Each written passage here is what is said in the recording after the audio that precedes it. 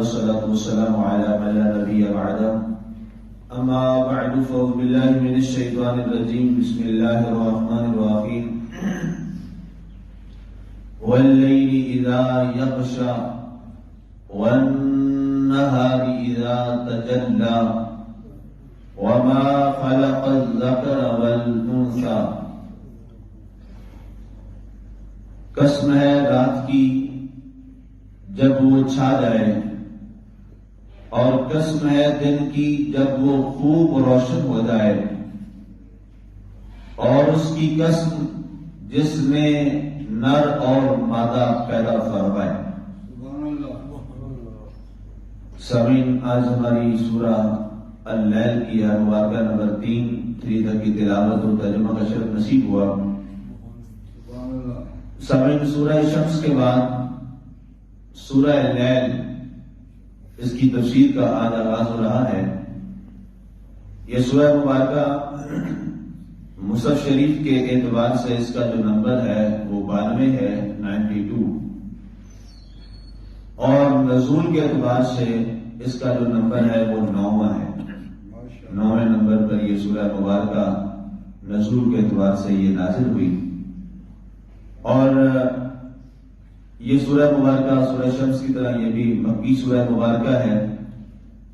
آقا کریم علیہ السلام کے ہجرت کے زمانہ سے پہلے یہ سورہ مبارکہ جو ہے وہ نازل ہوئی۔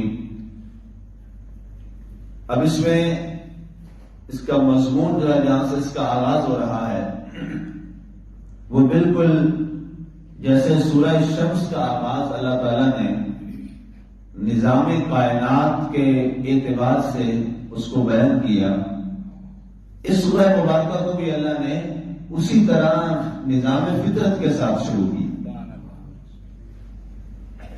اب آپ نے اس کی تمام آیات میں 15 کی 15 آیات میں اس بات کو دیکھا، ملاحظہ کیا کہ اللہ تعالیٰ نے نظام کائنات کو بیان کرنے کے بعد، سمجھانے کے بعد نتیجہ اس بات کے ساتھ شروع فرمایا کہ یقیناً کامیاب وہی شخص ہوتا ہے جو شخص اپنے من کی دنیا کو پاک کر لیتا ہے۔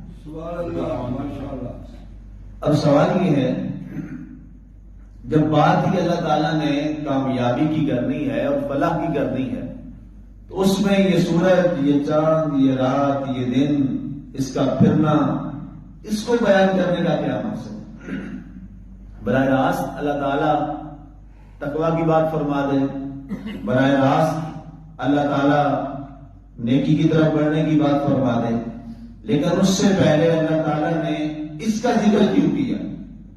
تو یاد رکھیے، ایک بنیادی اصول ہے اور ایک بشری تقاضا ہے، فطری تقاضا ہے کہ جب آپ کسی سے کوئی بات کرنا چاہتے ہیں تو اس سے پہلے آپ کیا کرتے ہیں؟ اس کے ساتھ اپنے تعلق کا ذکر کرتے ہیں، اپنے اچھے گزرے ہوئے اوقات کا ذکر کرتے ہیں، اپنے اچھے احسانات کا ذکر کرتے ہیں، اچھی بھلائی کا ذکر کرتے ہیں۔ اس کے بعد آپ ان تمام حوالوں کو بیان کرنے کے بعد کسی انسان کے ساتھ ایک عمومی بات آ رہی، اس کے بعد آپ کہتے ہیں کہ میری خواہش یہ ہے کہ جیسے ہمارے یہ سارے معاملات بڑے اچھے گزرے، اب اس کے بعد اگر یہ کر لیا جائے تو کیا خیال ہے؟ یہ بنیادی طور پر انسان کی ذہنی آمادگی کے لیے وہ ساری باتیں انسان اپنے دوست سے، رشتہ دار سے، بھائی سے، پڑوسی سے، تعلق والے سے، کسی سے بھی یہ ساری باتیں کرتا ہے۔ اب چونکہ کلام الہی نازل ہوا عرب معاشرے میں، اور اللہ نے الحمد سے برناس تک اس پورے معاشرے کو سامنے رکھا۔ قرآن کا پورا نزول، جیسے پچھلی تفسیر میں بارہا وہ چیزیں میں آپ کو بیان کر آیا ہوں، ریپیٹیشن مناسب نہیں ہے، اس میں اللہ تعالیٰ نے اس معاشرے کو سامنے رکھتے ہوئے یہاں تک کہ اگر عرب معاشرے میں اونٹ پایا جاتا تھا تو اللہ تعالیٰ نے اس اونٹ کا ذکر کس انداز میں کیا؟ اس سے بڑی کیا بات ہو سکتی ہے؟ ایک جانور ہے۔ اگر وہاں کھجور ہے تو اللہ نے اس کا کس انداز میں ذکر کیا؟ وہاں انگوروں کے باغات ہیں، اللہ نے اس کو کیسے بیان کیا؟ اب یہ ساری چیزیں کیا تھی؟ اس فطرت کو بیان کر رہے ہیں. اب یہاں بھی اللہ تعالیٰ نے بالکل سورہ شمس کی طرح فرمایا وَاللَّيْلِ إِذَا يَغْشَىٰ، اور قسم ہے رات کی جب وہ چھایا. اب اللہ کو کیا ضرورت ہے قسم کی، اور اللہ تعالیٰ یہ قسم کیوں اٹھا رہا ہے؟ تو میں نے عرض کیا تھا شاید کوئی 10 دن پہلے 12 دن پہلے کہ رات اللہ کی طرف سے انسان کے لیے بہت بڑا انعام اور تحفہ ہے. رات کو علم ظاہر میں بھی اور علم باطن میں بھی، علماء ظاہر اور علماء باطن، صوفیاء اور علماء دونوں کے ہاں رات کو بڑی اہمیت ہے، اور باقاعدہ طور پر اس پر کئی مضامین لکھے گئے کہ رات وہ ایک عظیم گھڑی ہے جو بندے اور رب کے درمیان قرب کا سب سے بڑا ذریعہ ہے. رات آخر کیا وہ چیز ہے رات میں؟ تو قرآن نے خود اس کو بیان فرمایا جب اپنے محبوب صلی اللہ علیہ وآلہ وسلم کی عبادت کا ذکر کیا، اور آقا کریم علیہ الصلوۃ والسلام سے بڑھ کر کائنات میں عارف باللہ تو کوئی نہیں ہے. جتنی معرفت اور قرب اللہ تعالیٰ نے اپنے محبوب صلی اللہ علیہ وسلم کو عطا فرمایا وہ کسی کے ہاں نہیں ہے. اور بنیادی طور پر عبادت ہے کیا؟ عبادت اللہ اور بندے کے درمیان قرب اور تعلق کا نام ہے، بندگی کا نام ہے. وہ چاہے کسی بھی صورت میں ہو جائے، کسی بھی صورت میں ہو جائے. ہو سکتا ہے کسی شخص کو ہم دیکھیں ظاہری طور پر وہ جو ایک خاص طریقہ ہے عبادت کا وہ نہیں کر رہا، لیکن شاید وہ کھڑا ہوا کوئی ایسا عمل کر رہا ہو یا جاتا ہوا کوئی ایسا عمل کر رہا ہو کہ وہ اس لمحے بھی اپنے رب کی بارگاہ میں عبادت ہے. یہ نظام ہے اور ایسا ہے. تو اب رات میں اللہ نے کیا فرمایا اپنے محبوب کے بارے میں؟ یا ایھا المزمل قم اللیل. رات کا ذکر ہوا، قم اللیل الا قلیلا. حالانکہ کیا اللہ کے نبی صلی اللہ علیہ وسلم دن کو عبادت نہیں فرماتے تھے؟ اللہ کے نبی صلی اللہ علیہ وسلم نے دن کو جو عبادات فرمائی وہ ایک الگ موضوع ہے. جہاد سے بڑھ کے بڑی کون سی عبادت ہے؟ اس کے مقابلے میں نماز کی حیثیت تو بہت تھوڑی رہ جاتی ہے. جہاد کتنا مشکل ترین عمل ہے، اس سے بھی بڑھ کر تبلیغ ان ساری عبادات سے اوپر ہے. جو تبلیغ دین ہے، دین کو بیان کرنا سمجھانا، یہ وہ عمل ہے جو نماز سے 1000 گنا زیادہ عظمت رکھتا ہے. اور ہماری عظمت کا معیار کیا بتایا گیا؟ بتایا قرآن نے، فرمایا کنتم خیر امہ اخرجت للناس تأمرون بالمعروف وتنہون عن المنکر. تم اچھی امت اس لیے ہو کہ تم لوگوں کو اچھی بات سکھاتے ہو، برائی سے منع کرتے ہو. اور تبلیغ کے حوالے سے یہاں تک فرمایا گیا کہ اللہ کے نبی صلی اللہ علیہ وآلہ وسلم مسجد نبی میں کس گروہ کے ساتھ بیٹھے تھے؟ جو عبادات میں لگا تھا یا جو دین سکھا رہا تھا؟ اللہ کے نبی صلی اللہ علیہ وسلم اس گروہ میں آ کر بیٹھ گئے جو قرآن سکھا رہا تھا، جو دین سکھا رہا تھا. عبادت والے پریشان ہوئے، پوچھا یا رسول اللہ صلی اللہ علیہ وسلم آپ نے ہمارے ساتھ بیٹھنا پسند نہیں فرمایا کہ ہم ٹھیک نہیں کر رہے؟ فرمایا تم درست کر رہے ہو، ٹھیک کر رہے ہو، لیکن میں نے ان کے ساتھ بیٹھنا اس لیے پسند کیا ہے کہ تم تو محض اپنی ذات کو بچا رہے تھے، یہ جو دین سکھا رہا تھا یہ شخص میری پوری امت کی کشتی کو بچا رہا تھا. لیکن ذکر کیا گیا قم اللیل الا قلیلا، وہاں رات کا ذکر ہوتا. اب اس کے بعد لکھا صوفیاء نے کہ یہ رات ایک ایسی چیز ہے، ایک ایسی خوبصورت گھڑی ہے جو ساری دنیا خواب راحت میں ہے، اور ایک شخص اٹھ کر اپنے مالک کو راضی کرنے کے لیے اس کی بارگاہ میں یا قیام میں ہے یا رکوع میں ہے یا سجدے میں ہے یا تشہد میں ہے یا دعا میں ہے. دعا اپنی ذات میں خود ایک عبادت ہے، بلکہ عبادت کا مرض ہے. الدعاء مخ العبادہ. اب وہ شخص گر گرا کے اپنے مالک سے دعا کر رہا ہے، تو یہ کیا ہے؟ یہ بھی ایک بہت بڑی عبادت ہے کہ دعا میں وہ یہ تصور قائم کر کے بیٹھا ہے کہ میں بہت ادنا ہوں، میں بہت فقیر ہوں اس کی بارگاہ میں اور حقیر ہوں، میں اپنی تمنا اور خواہش بھی اگر بیان کرتا ہوں تو وہ صرف اپنے مالک سے بیان کرتا ہوں۔ سبحان اللہ۔ اب یہ رات کا ایک پہلو یہ ہے، اس کا قرب کا پہلو یہ ہے۔ اور جمیع صحابہ کرام، تمام جو اولو العزم صحابہ کرام ان کو دیکھیے، جناب سیدنا علی مرتضیٰ شریف اللہ رضی اللہ تعالی عنہ، آپ کے بارے میں امام حسن مجتبیٰ رضی اللہ تعالی عنہ کیا فرماتے ہیں کہ رات میں آواز سنتا ہوں جیسے ہمارے گھر میں کوئی بچہ ہو رہا ہے، میں اٹھ کے دیکھتا ہوں کیا معاملہ ہے، دیکھا تو میرے بابا نے اپنی داڑھی مبارک کو پکڑا ہوا ہے، آنسوں سے تر بتر ہے، اور کیا فرما رہے ہیں، علی تیرا کیا بنے گا۔ یہ وہ شخص ہے جس کو اللہ کے نبی صلی اللہ علیہ وسلم نے دنیا میں جنت کی بشارتیں عطا فرمائی، جس کو یہ صرف جنت نہیں بلکہ یہ فرمایا، اے علی تیرا گھر جنت میں میرے گھر کے سامنے ہو، جس کی اولاد کو جنتیوں کا سردار بنا دی، جس کی زوجہ کو جنتی عورتوں کا سردار کرا دیتی۔ یہ ساری نسبتوں کے باوجود رات کے اندر اپنے مالک سے یہ تعلق قائم کیا جاتا ہے۔ آگے فرمایا گیا وَالنَّهَارِ إِذَا تَجَلَّى۔ باقی وہ تفصیل بہت زیادہ میں نے بیان کی تھی کہ رات میں کیا کیا نظام فطرت ہوتا ہے، میں نے 8 دن پہلے بیان کیا ہے، وہ آپ سب کے ذہن میں ہوگا۔ وَالنَّهَارِ إِذَا تَجَلَّى، اور قسم ہے دن کی جب وہ خوب روشن ہو جائے۔ میں نے عرض کیا تھا کہ اللہ تعالیٰ کا یہ انداز ہے کہ اس نے بڑا خوبصورت فرمایا کہ دن جو ہے وہ روشنی کرتا ہے، سورج روشنی نہیں کرتا۔ سورج روشنی لیتا ہے، ہاں جی، سورج روشنی نہیں دیتا بلکہ دن روشن کرتا ہے ہر چیز کو۔ اسی لیے کئی دفعہ ایسا ہوتا ہے کہ بادلوں میں گرا سورج کی ٹکیا نظر نہ بھی آئے تو پھر بھی پورے زمانے میں آپ کو جہاں جہاں علاقہ ہے وہاں کیا ہوتا ہے، روشنی ہوتی ہے۔